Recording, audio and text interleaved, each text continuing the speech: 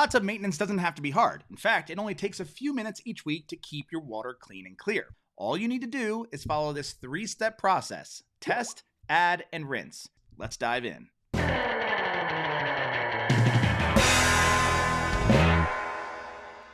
Hey, it's Matt from Swim University, and before we get into this video, if you want more help taking care of your hot tub, be sure to grab our free hot tub cheat sheet at swimuniversity.com/spa sheet. It's totally free and will help keep your hot tub clean and clear throughout the year. Here's a quick walkthrough of these 3 simple weekly hot tub care steps. First, test your water. This will help you figure out how much chemicals you need to add.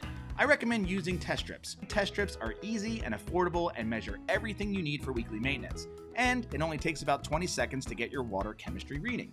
Just dip it in the water and compare it to the results on the chart. Each week, you'll want to check your total alkalinity, pH, and free chlorine or bromine levels. Second, add your chemicals. Now that you've tested your water, it's time to balance it.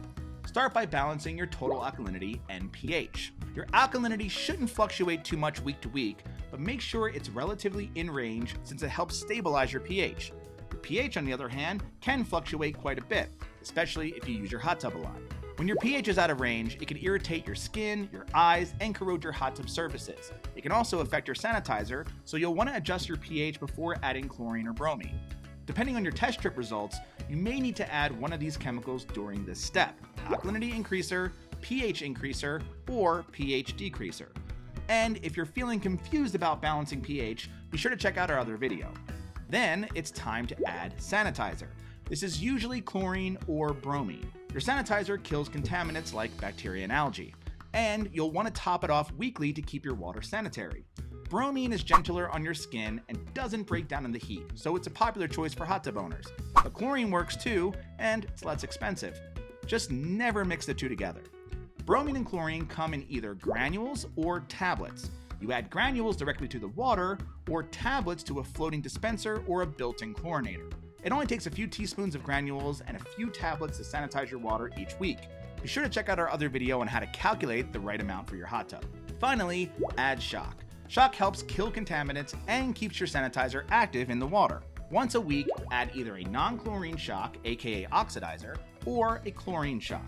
Oxidizer is great for weekly maintenance, but chlorine shock is more powerful and helps clear up cloudy, murky water.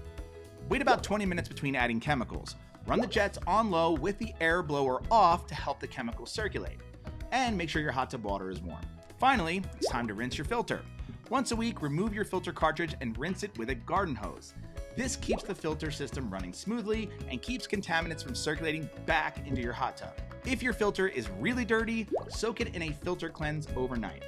And keep a spare clean cartridge filter on hand to use in your hot tub while the other one is soaking.